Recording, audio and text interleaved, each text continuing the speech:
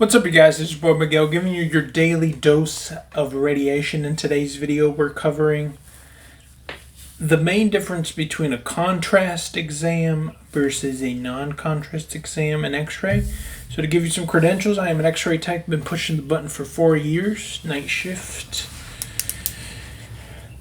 trauma 3, but I work so much overtime that I am a PRN, I guess, in day shift into my hospital. And I know today we're not in the great whip of wisdom. We are in the studio, so to speak, changing it up.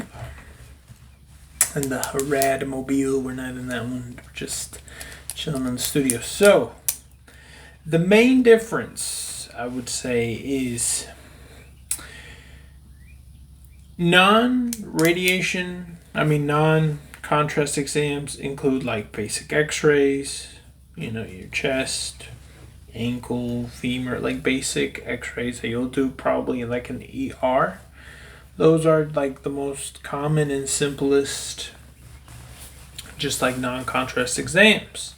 Now, something you could do in the ER is do both contrast exam and a non-contrast exam. So let's say someone had a G-tube replaced. You would need to get a Scout, which is a regular KUB, and then you would inject the contrast, which in most places is gastrografin. So you would inject gastrografin into their tube.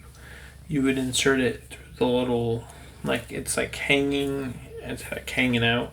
And then you would inject the contrast into it, and then you'll shoot it, and you'll be able to see the placement of the tube and the rad or / the ER doctor will look at it and be like, okay, we're good, or he'll be like, oh, we have to adjust it. Can you reshoot it?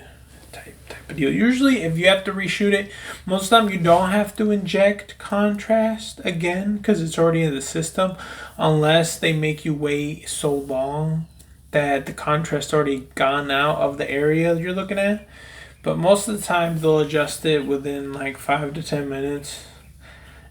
I've had to wait up to 20 minutes and it still was fine. So give or take, I guess, depending if it's a baby or adult. So that kind of, and also their digestive and whatever other stuff they have going on could affect that. So that's the most amount of both worlds of contrast that we do at night. We also have fluoro, which fluoroscopy, that one is done in the main door apartment. There's various exams. You have enema.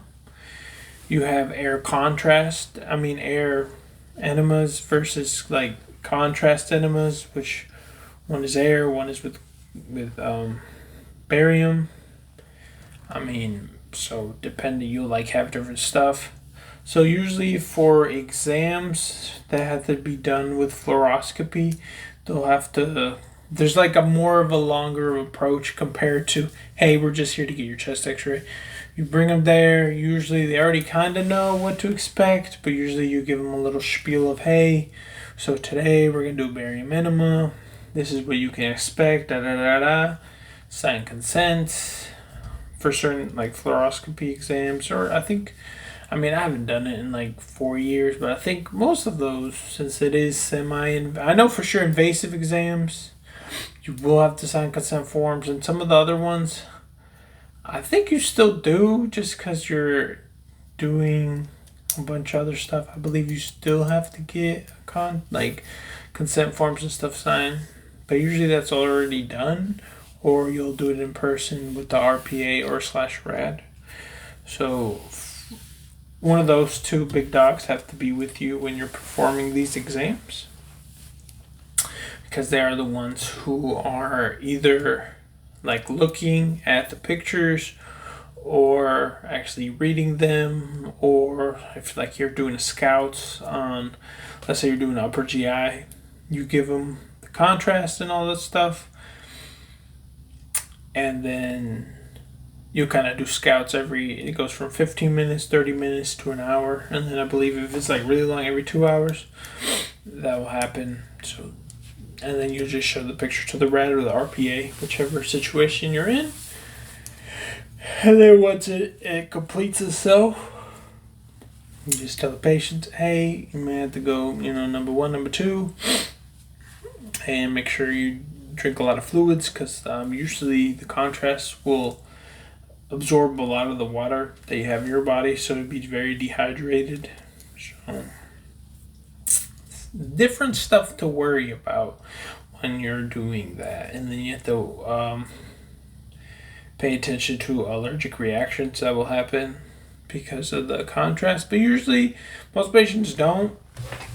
Usually, patients who are getting all that done have already had it before, or if they are allergic to something, usually it'll be on the chart or they'll let you know. So you could either do alternative exams or do like the air contrast enema.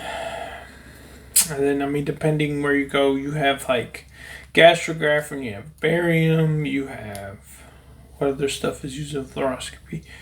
You have lidocaine, but that's for pain medicine, like to numb up the area. You have the little,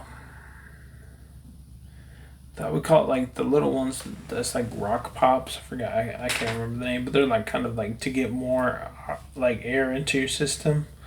You have those, and then you have like a barium tablet, which they make you swallow whole so you can see inside of there. Those are the most common exams I can think of from the top of my head that would involve fluoroscopy versus just basic X-ray. And yeah, it's been your Will McDowell. See you on the next one.